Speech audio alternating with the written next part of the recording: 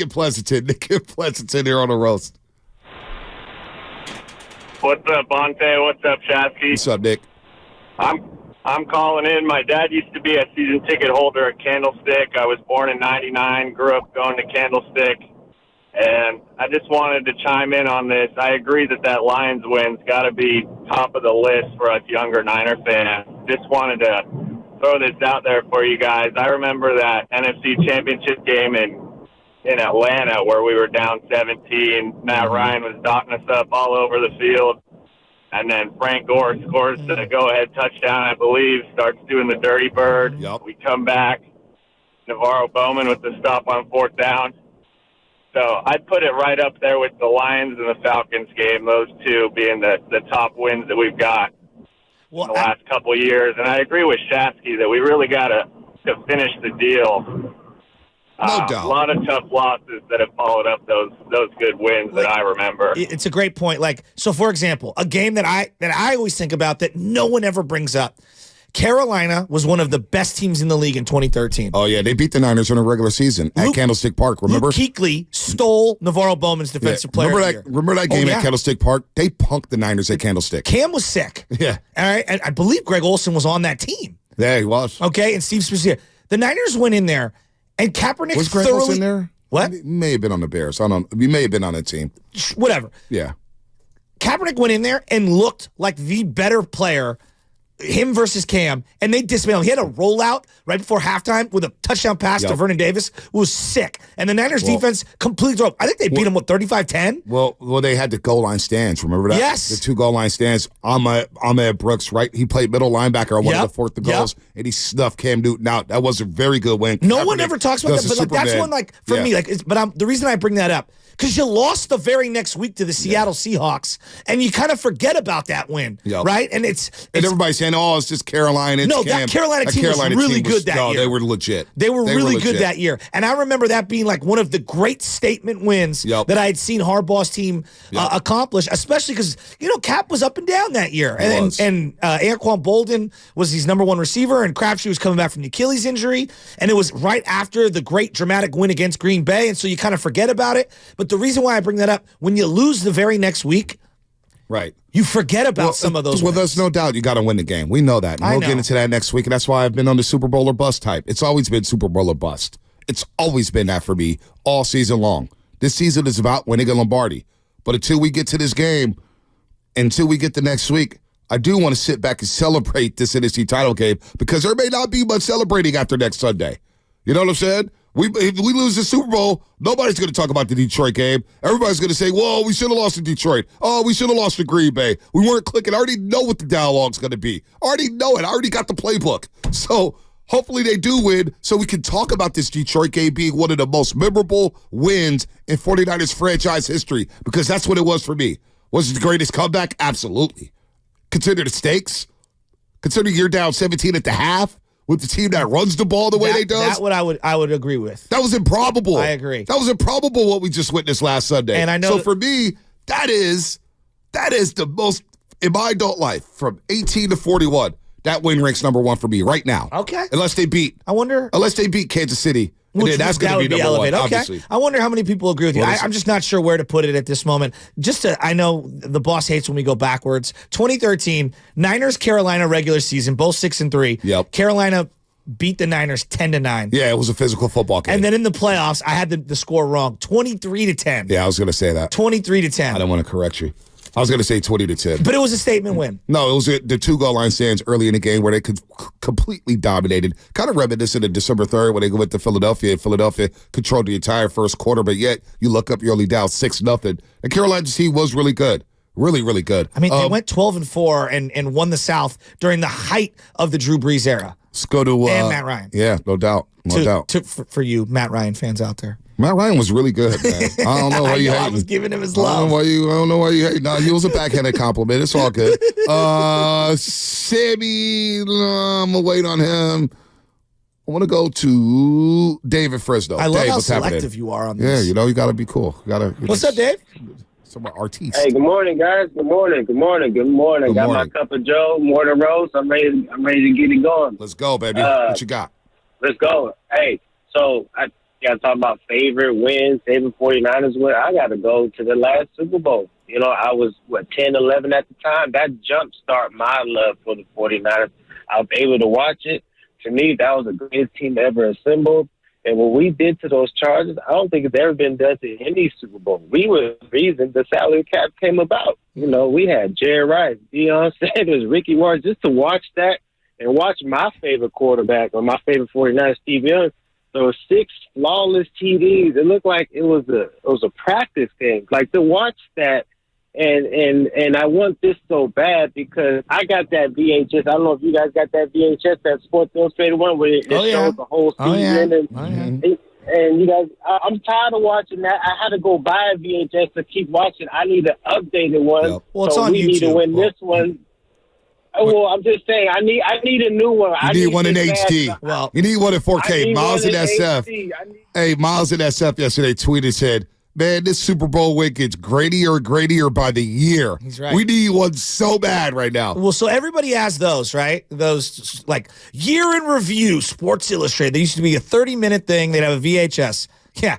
They had those for the Super Bowl champions. They did them for every team. Yeah. I had the one from 2004 when they went 2-14, and I have it on DVD. And the highlight package is the punter and kicker. I swear to God, I can't make this up. Tim Rattay won, I believe, 2 overtime games in that year. So if you're a real Niner fan, a real one, you don't just have the Super Bowl VHSs. You've got the DVD from 2004 when they suck. If you're a sick individual, you have those DVDs when they suck. At the end of the DVD, they go, and a new era is upon us as they hire Mike Nolan to run the franchise. And it's like a slow-mo walking of Mike Nolan in a suit, and it's like, oh, God. You drunk the Kool-Aid with Mike Nolan. Who didn't? He wore a suit I know, on exactly, the sideline. Exactly. When he wore the suit, I was all in. When Mike Singletary had a cross on the sideline and said, I want winners, I was like, yes. Oh, I cried. Old school, this is my guy. I remember watching that speech. I was with Julio, Chuck Zilla, in the front office. And I'll never forget, they got blown out at that game. And the Channel 5 went to the Singletary press conference. And my eyes started watering. And it was like, we got our coach. We're back.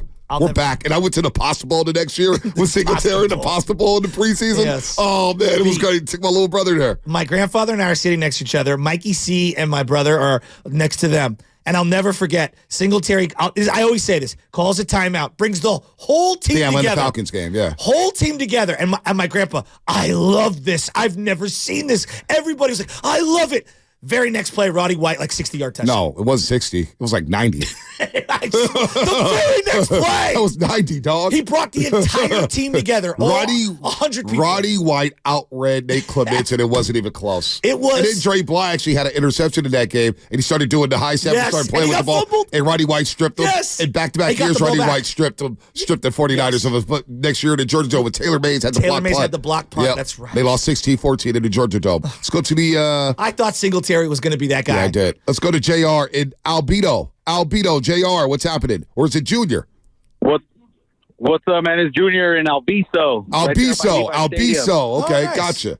What's up, baby? Yes, sir. Hey, big fan of the show, man. I just want to comment on the game on Sunday. I've been a Niner fan my whole life. Was born '88. Missed out on all the Super Bowls. But this game was the best game I've ever been to, man. The only game that can top that maybe would be when I was at the game when Barry Bonds hit 756.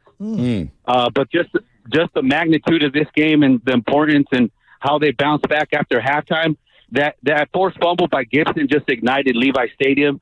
It ignited the squad, and it changed everything, man. Levi feels like home again. Yeah, it is. They're undefeated in the playoffs, and Levi is a perfect 6-0. So if anybody wants to crap on Levi Stadium not being a good home field advantage, Niners are perfect in the playoffs. You and I had this long conversation about how Candlestick, because of how many playoffs they had in a row, they had so many memories built into it, and how difficult it is to get home playoff games and build memories. In a 10-year span, there's a lot of memories at Levi's. Well, just playoff memories. They hadn't had a playoff game until 2019. Jimmy Garoppolo. The Minnesota Vikings game was the first ever playoff game at Levi Stadium. So these memories that have been made at Levi Stadium has happened over the last 5 years with Kyle Shanahan. I know. Like, Kyle Shanahan is on such a heater. If he could win the Super Bowl and they can continue to go on runs here, one day Levi Stadium is going to be Kyle Shanahan Field at Levi Stadium. That's what we're talking about here. Would we put a little sunshade and call it the Harbaugh sunshade? Over the players on that side. Harbaugh did make us go to the other side. Yeah. When they come out of that other side for pregame warmups, I always think about Harbaugh every single time. It's so funny because they should be sitting on that side.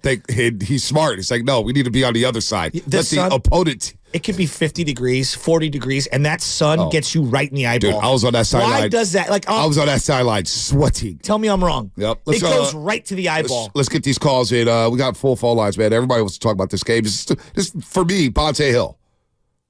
And I've said since I turned 18. I wonder how many people agree. Since I turned 18, last Sunday's win was the best win of my 49er lifetime. Now, if they beat Kansas City, that will catapult this game, no doubt about it. But this one right here is going to be in my top 2 in my lifetime. I don't know if you don't have to agree. What is your favorite win in your lifetime when it comes to the 49ers? Especially if you're under 40. If you're under 40, this has to be in the top 3. It has to be. Let's go to Will in San Francisco. Will, what's happening? Master Roasters, what's going on, baby? What's going on, man?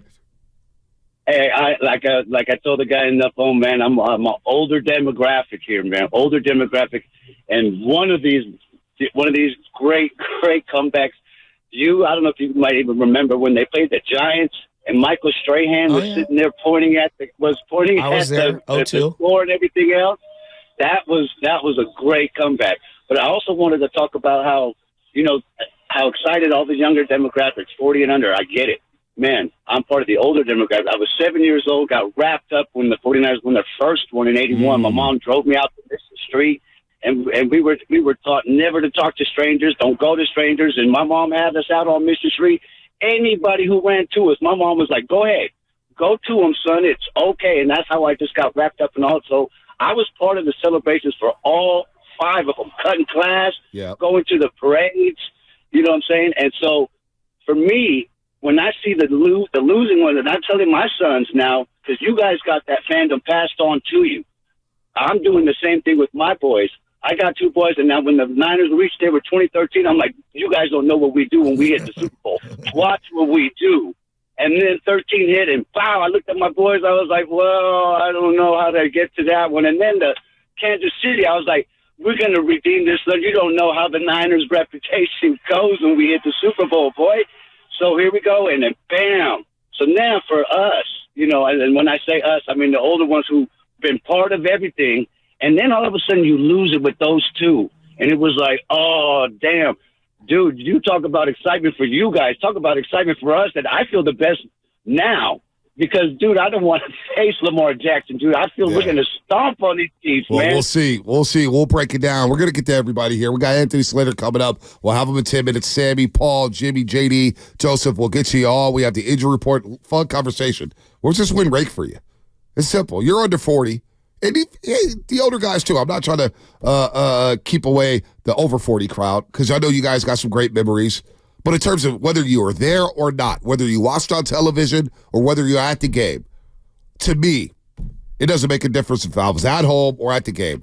That win on Sunday is number 1 for me in my adulthood life. To come back in that fashion against that team, considering what was at stake, considering the conversations we may have been having today about this football team, that win for me ranks number 1. Shasky got some different opinions on that, but it's all a good thing here. The fact that we are arguing about wins and not losses, I'll take that all day long on the